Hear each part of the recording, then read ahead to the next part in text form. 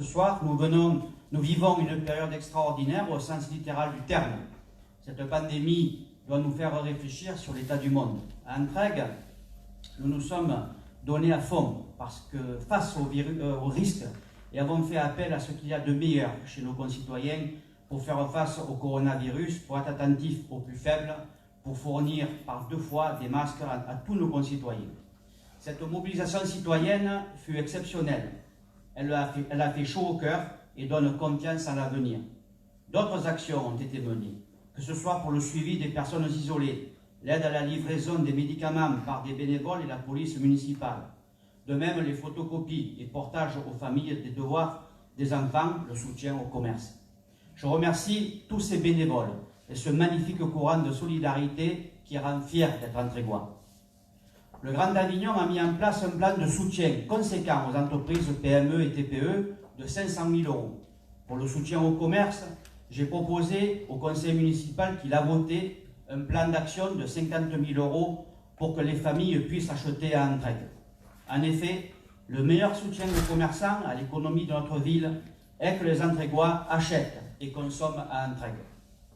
Cette importante initiative se mettra en place après le 28 juin, car elle ne peut l'être en période électorale.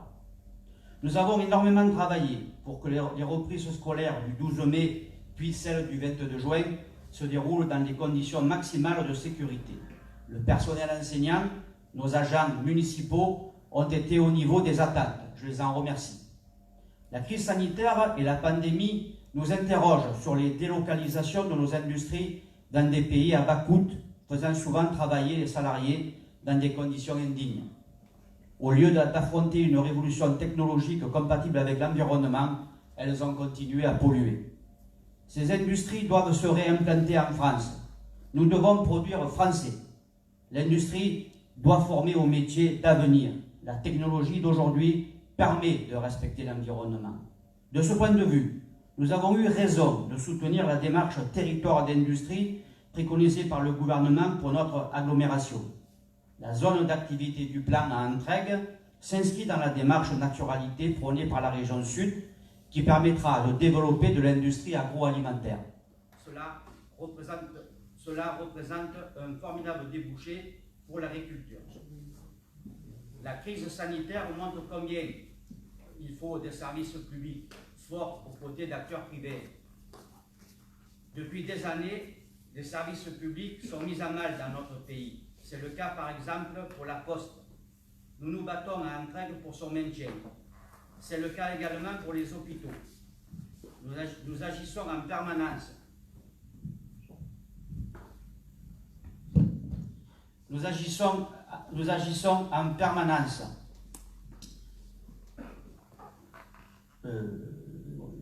C'est le cas par exemple pour la Poste. Nous nous battons à Entraigues pour son maintien. C'est le cas également pour les hôpitaux. Nous agissons en permanence pour que la gendarmerie retrouve les moyens de son action. Notre brigade vient de gagner un gendarme, c'est positif. Mais nous ne sommes pas encore 9 gendarmes, chiffre d'origine de notre brigade.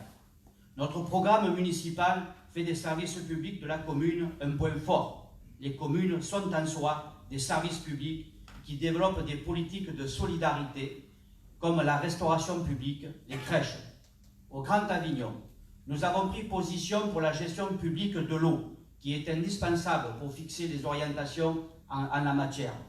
Les groupes privés y ont de leur place au vu de leurs compétences réelles, mais c'est le public qui doit fixer la règle avec une vision à long terme.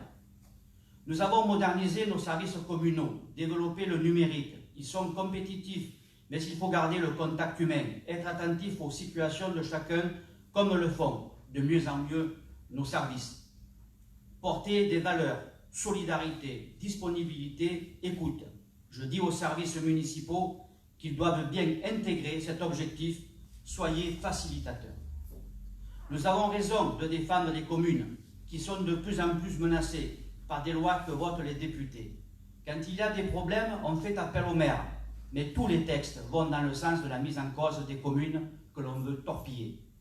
Nous ne lâcherons rien dans ce combat pour les communes qui sont des lieux de politique de solidarité nécessaires pour nos concitoyens. La crise sanitaire actuelle le démontre amplement. La crise sanitaire indique combien nous avons eu raison aussi de donner une grande place dans notre programme à l'action santé. Notre action de ce point de vue fut forte et le restera. Nous avons favorisé l'installation de médecins et de professionnels de santé à la résidence Le Carré Vert. Nous avons lancé il y a plus de 3 ans le projet de maison de santé pluriprofessionnelle qui a été définitivement validé par l'Agence régionale de santé. Les médecins sont en place. Elle est ouverte depuis le 8 juin. Dans 1 an et demi, elle migrera avec de nouveaux médecins et professionnels de santé à la caserne des sapeurs-pompiers qui elle-même déménagera au quartier de la Tasque. Nous avons beaucoup d'ambition dans le domaine de l'action santé à Entraigues. Ces médecins œuvreront en relation avec les services de l'hôpital dans notre territoire. Notre commune est sortie du désert médical par une action considérable que nous avons menée. En très peu d'années, nous venons de surmonter une décennie de déperdition de médecins à Entraigues. Ce ne sont pas des promesses en l'air, ce sont des faits. Nous avons travaillé avec des professionnels de santé d'Entraigues compétents et sérieux qui savent de quoi ils parlent. La santé est notre bien le plus précieux. Tout ce travail mené rassure nos concitoyens pour l'avenir. Avec la DMR, la maison de retraite, la résidence intergénérationnelle, la PMI et la maison de santé et tous les professionnels de santé de la commune, nous avons l'ambition de faire d'Entraigues un territoire de santé qui pourrait irriguer profondément notre petite ville en activité de l'économie de la santé de haut niveau. Cela, c'est du concret, qui s'appuie sur des faits et pas sur un programme fumeux basé sur du vent. Il en est de même de la construction en cours de la nouvelle caserne des sapeurs-pompiers, de la résidence intergénérationnelle qui est en cours de construction. La crise sanitaire pose également fortement la question de la dépendance. La construction donc de cette résidence intergénérationnelle pour personnes âgées et handicapées à côté de la gare permettra d'y relocaliser la DMR, structure présente dans notre commune auprès des personnes âgées. Rappelons que cette résidence est à 100% accessible aux personnes handicapées. Cette action s'inscrit dans une démarche plus large qui vise à remettre le maintien des personnes âgées à domicile au cœur de la politique publique de santé pour notre commune. C'est ainsi que la municipalité a répondu à l'appel à projet de l'Agence régionale de santé sur l'autisme, le vieillissement et le handicap. L'idée est de construire au cœur de la commune, quartier des Ferrailles, une structure répondant aux actions préconisées par l'Agence régionale de santé en ce domaine. La pandémie actuelle démontre également qu'il faut une reconnaissance des métiers qui permettent ce maintien à domicile et à l'accompagnement des personnes âgées. Notre programme est solide, déjà en action. Il démontre notre réactivité pour faire face aux défis d'aujourd'hui et de demain. C'est l'antithèse d'un programme de privatisation déguisé derrière un programme trompeur. Dans ce monde difficile, dans ces moments extraordinaires que nous vivons, il faut des élus d'expérience. À Entraigues, nous avons su anticiper et maîtriser. Entraigues dispose toujours de 70% du territoire en zone agricole ou naturelle. Nous entendons bien rester dans cette démarche. De la place de la mairie, en 5 minutes, on est à la campagne. Entraigues a une population maîtrisée. La commune a fait de gros efforts pour à la fois permettre aux habitants d'Entraigues de trouver du logement sur place, de ne pas trop augmenter et de maîtriser la sociologie de notre population. Au 1er janvier 2020, vous le savez, la population totale est à Entraigues de 8 592 habitants, soit une évolution tout à fait maîtrisée. Entraigues est une ville demandée. L'évolution de la ville est réfléchie depuis longtemps pour prendre en compte sa trame historique, pour être une ville apaisée où l'on peut marcher sur des voies piétonnes sécurisées. Entraigues est une ville que nous voulons équilibrer, équilibre ville-campagne, équilibre zone urbaine, zone rurale, équilibre démographique. Pour aboutir à cela, il faut du temps et beaucoup de travail. C'est un immense défi et nous devons chaque jour penser en même temps à aujourd'hui, mais aussi à demain et à après-demain. En matière de logement social, nous maîtrisons la situation. Ces logements répondent aux besoins de nombreux Entraiguois, car trouver un logement à Entraigues devient difficile. Nous avons une obligation fixée par la loi. Nous avons déjà expliqué qu'il ne faut pas être carencé par l'État, car nous perdrions la main, tant pour les attributions que les typologies, sans compter de fortes amendes. Nous pouvons imposer, parce que nous ne sommes pas carencés, nous pouvons imposer de petits logements. J'ai négocié avec les services de l'État. 70% des logements sont des T2 et des T3 au Lucine, 87% au carré vert, 99% à la résidence intergénérationnelle, 85% à la canopée, opération nouvelle de construction individuelle, chemin de Sèvres, qui sont des logements individuels et où il y a la queue d'Antrégois qui veulent y habiter, de même à la résidence intergénérationnelle en cours de construction. Nous agissons chaque jour contre la spéculation immobilière, la vraie. Nous agissons chaque jour contre les loyers chers. Entraigues attire, et nous y sommes pour quelque chose. Mais il faut aider les Antrégois moyens, les modestes, les jeunes qui se lancent dans la vie, ceux qui divorcent malheureusement ou ont un accident de la vie. Sinon, ils ne pourraient plus se loger et vivre dans notre petite ville. Ils ont droit aussi d'aller à la campagne. Même avec l'extension de la zone du plan décidée par l'intercommunalité, cette surface restera très largement majoritaire. Plus de 65% du territoire d'Entraigues. Il y aura largement la place d'y installer des agriculteurs, comme nous le voulons, dans le cadre du plan FEDER et le programme alimentaire territorial. Ce projet est piloté par la Commission économique du Grand Avignon que je préside. C'est un projet innovant qui vise à sanctuariser les terres agricoles et à aider à la transmission des propriétés agricoles à de jeunes agriculteurs. Entraigues doit rester une ville à la campagne, mais Entraigues ne saurait être une ville dortoir. Avec les zones du Plan et du Couquiou, la population d'Entraigues a une proportion d'actifs supérieure de 10 points à celle de l'agglomération et de 4 points à toute la France. Quand je vois des entreprises d'Entraigues qui embauchent, qui s'agrandissent, que des jeunes Entraiguois puissent s'installer, fonder une famille, je me dis, nous avons été utiles. Il y a eu de nombreuses abstentions au premier tour. Beaucoup étaient liés au risque sanitaire du coronavirus. Mais aujourd'hui, devant la vie difficile des gens, devant le sentiment d'abandon de nos concitoyens et des communes, l'abstention touche aussi les élections municipales. Les discussions parfois violentes sur les réseaux sociaux détournent également les gens des vrais débats nécessaires. L'équipe d'un de nos adversaires a même menacé physiquement et moralement une candidate de l'opposition parce qu'elle se maintient au second tour. Ce comportement est inadmissible en démocratie. Je le condamne. Cet adversaire dispose de moyens financiers considérables. L'argent ne fait pas tout.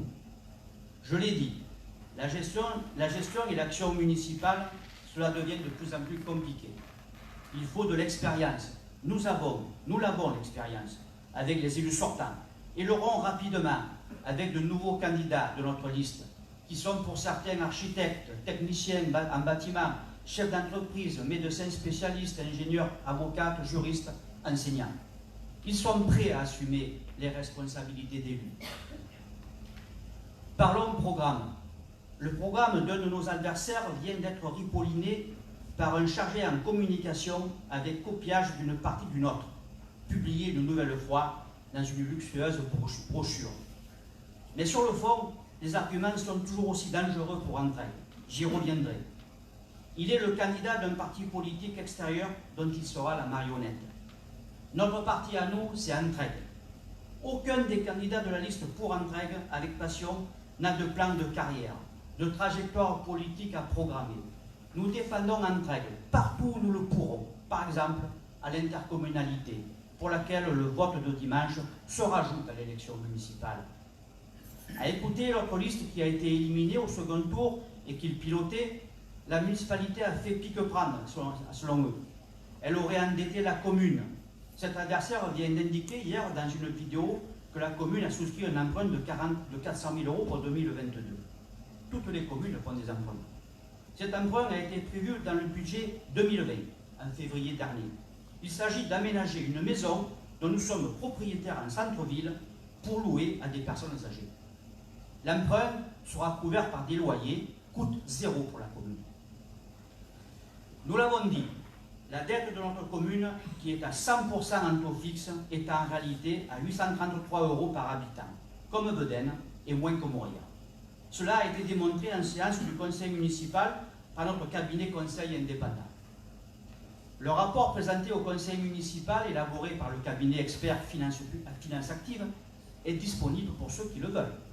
Ce rapport indique que la commune a investi beaucoup sans emprunter en payant directement sur ses fonds propres.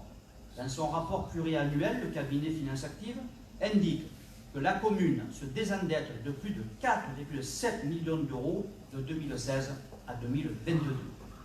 Si la ville était endettée, comment pourrait-elle avoir un compte administratif 2019 avec un solde positif de 2 869 671 euros?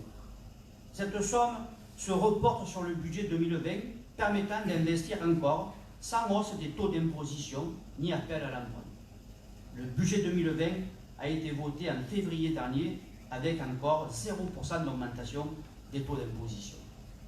Si nous étions endettés, comment ferions-nous pour investir chaque année dans l'économie locale près de 4 millions d'euros sans emprunter? Comment ferions-nous pour payer sur nos fonds propres la reconstruction des services techniques qui a coûté près de 2 millions d'euros?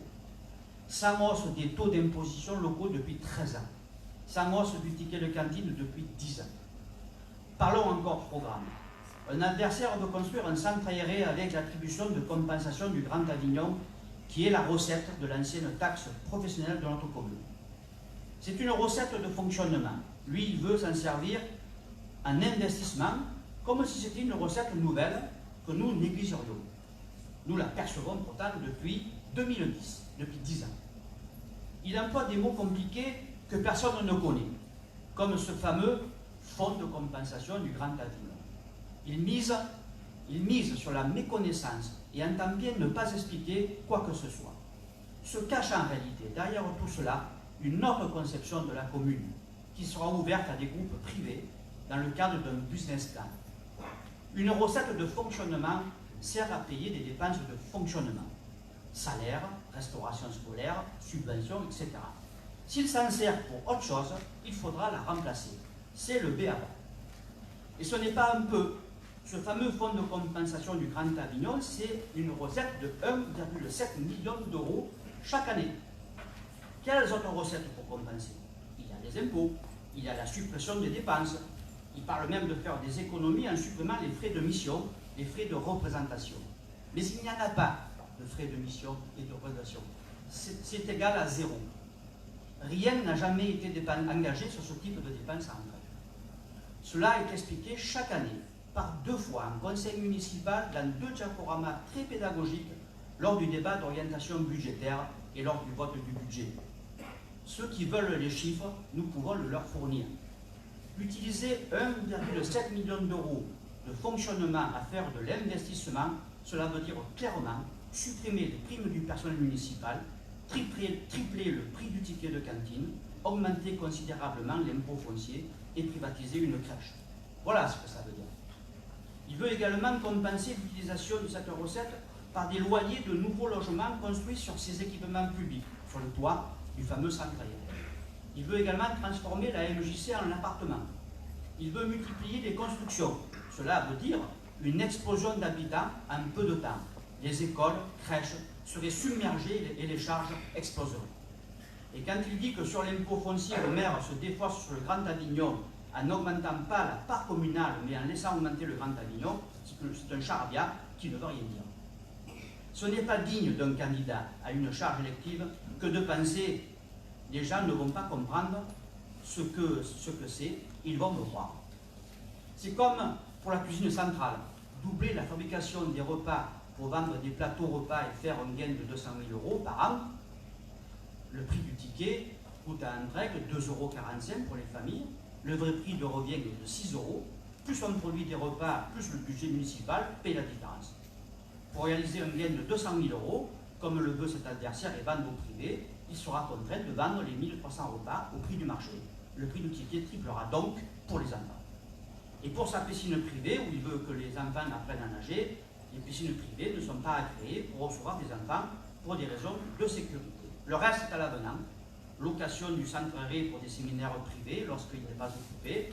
L'espace jeunesse sera transformé en salle informatique et multimédia avec des recettes extérieures, lesquelles on ne sait pas, sachant que les financeurs publics ne financent pas les actions privées, ce n'est pas une compétence intercommunale. Il est clair que pour atteindre ces objectifs, ce candidat n'aura qu'une solution, c'est de privatiser la cuisine centrale, les crèches et peut-être d'autres encore. et d'augmenter les impôts, surtout qu'il veut dépenser 400 000 € chaque année en fonctionnement pour embaucher des policiers municipaux. Je vous passe le reste. Il y en a de vertes et des pas mûres, comme on dit. Il veut revisiter la cartographie des zones inondables, comme si un maire en avait le pouvoir, c'est interdit par la loi. Le maire veut faire 300 logements au quartier des Ferrailles. Il a exproprié. Il suffit d'aller sur le site de la préfecture pour vérifier que ce n'est pas vrai. Et nous n'avons jamais exproprié. Dans ce projet de quartier, pour ce quartier des Ferrailles, constructible, nous avons gelé pour étude près de 7000 m² de sa surface qui seront destinés à un parc paysager. Nous travaillerons pour y installer une structure pour personnes âgées. Nous y favoriserons les habitations individuelles en accession ou en location ou tout petit collectif. Et il y aura des villas avec jardin et les Antrigois seront prioritaires. Je suis né à Entraigues, toute ma famille y réside, je ne vois pas pourquoi nous citoyens des ghettos. Toutes les agences immobilières d'Entraigues, de la commune et des environs disent le contraire de ce monsieur. Nous n'avons jamais fait des ghettos. Nous n'avons pas l'intention d'en faire. Entraigues est très demandé. Et les nouveaux habitants, ils vendent la qualité de vie. Nous voulons absolument que ça continue.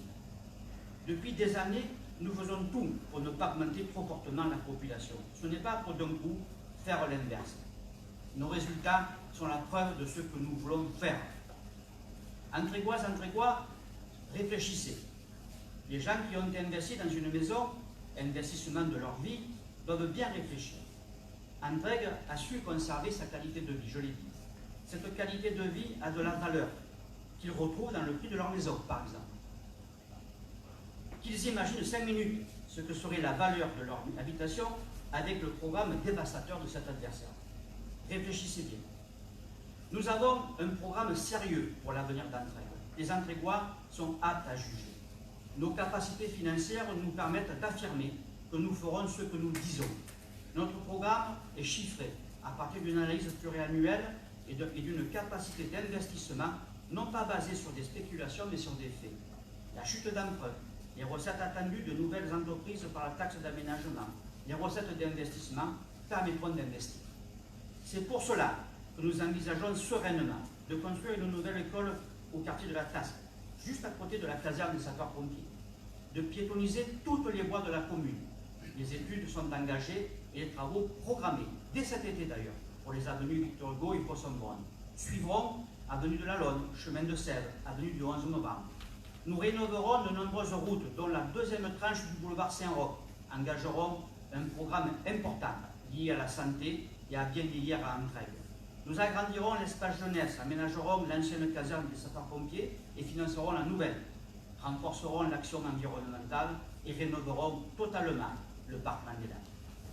Entraigues a besoin de passion, pas d'ambition personnelle.